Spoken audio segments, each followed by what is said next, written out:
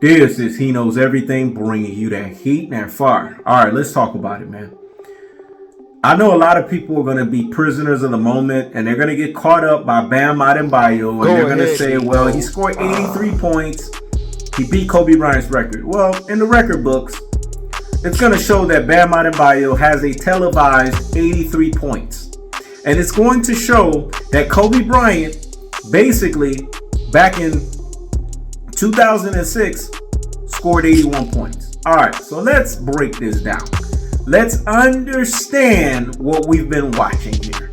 All right, from a viewership standpoint, from, a I don't lie test, you're going to see the 83 points and you're going to say 83 is greater than 81 from a mathematical standpoint. And yes, 83 usurps 81, but we need context. And what is the context clue? Well, when Kobe Bryant scored 81 points, he did this in what was called the dead ball era. Let me say it again. He did this in what was called the dead ball era. Kobe Bryant scored 81 points in the 2000 and 2010. Widely considered. This is not even for this debate. This is not even for dispute. This is not even anything. It's actually undisputed that the dead ball era was the hardest for NBA players to score. Teams were averaging 96.9 points per game. Let me say it again.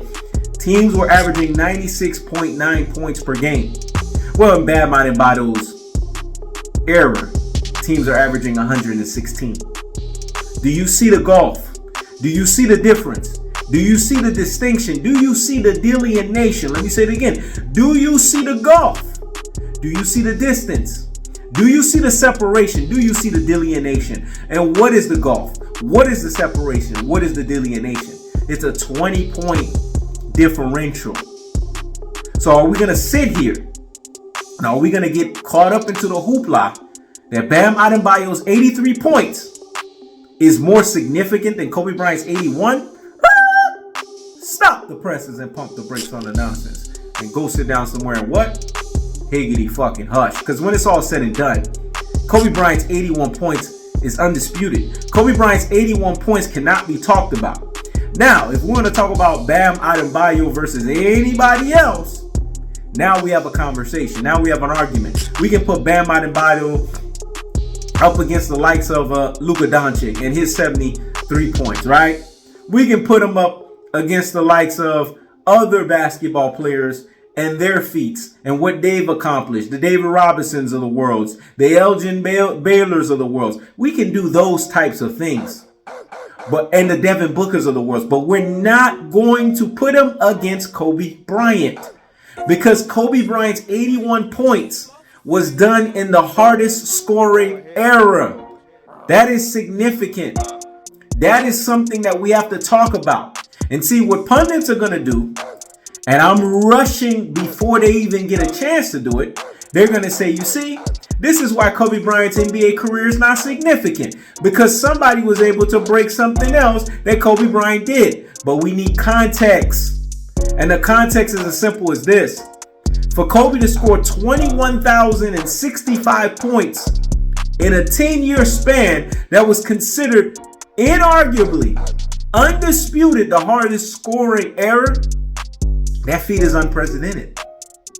From 2003 to 2008, the whopping numbers that Kobe Bryant put up, the video game numbers that Kobe Bryant put up. And let's not sit here and act like we haven't seen anything. And let's mind you, Phil Jackson sat Kobe Bryant down in that 81-point game. Kobe could have still scored more points. So let's not forget that. And that game where Kobe scored 62, where he outscored the Dallas Mavericks 62 to their 61 in 29 minutes and 36 seconds, which is a Guinness Book of World Records, mind you. If you go and look at the pace in which Kobe was scoring in that game, he was on pace to beat the scoring pace that he was doing at 81 points. In that game, I have no question in my mind, Kobe would have scored 100 points. Now, Wilt Chamberlain, I have to jump on him because Wilt Chamberlain's 100 points is not televised. We don't have a documentation. All we have is writing. All we have is what people scribbled together and said he scored 100 points. So we don't even know if his 100 points holds truth. We don't know if his 100 points is valid. All we know is Bam Adebayo, it's documented because the eye test don't lie, that he scored 83 points. We know Kobe Bryant scored 81 points because it was televised. We have it documented. But when we sit here and look at the 83 and the 81, they don't compare. It's apples and oranges. Kobe Bryant's 81 points is significant. And when I say significant, I mean drastically significant over the likes of a Bam Adebayo. Is this me taking anything away from Bam Adebayo? No. Are people going to say that I'm a hater? Of course. But you know, people and haters are like cockroaches. La cucaracha, la cucaracha.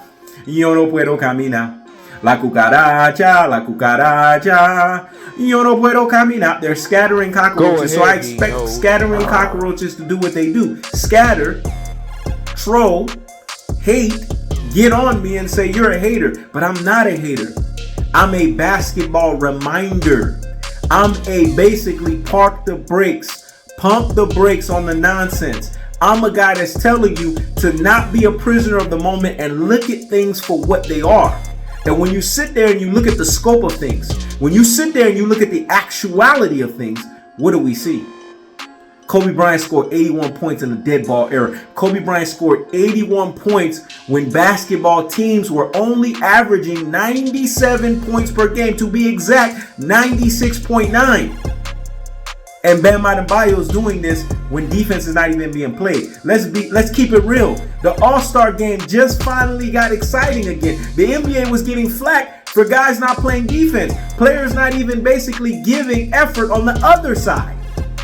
Are we going to forget this? Are we going to sit here and be impressed by what we just saw when we know the NBA has had its biggest decline? The NBA is suffering in ratings because it's a non-competitive sport as opposed to Kobe Bryant's decade when the competition was at its highest levels. With the AIs of the world, the T-Macs of the world, the Paul Pierces of the world, the Tracy McGrady's of the world, the Vince Carters of the world, and then into the next generation, the LeBron Jameses of the world, the D Wades of the world, the Carmelos of the world. Are we going to sit here and act like we don't know this? Are we going to sit here and act like this hasn't taken place?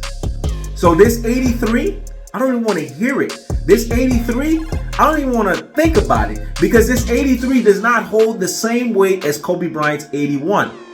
That's the cold-hearted, that's the unadulterated, that's the cutthroat truth-telling fashion. I keeps the foot on the whoop on the Knicks. I keeps the foot on the whoop on the Knicks. This is He Knows Everything. Check it out.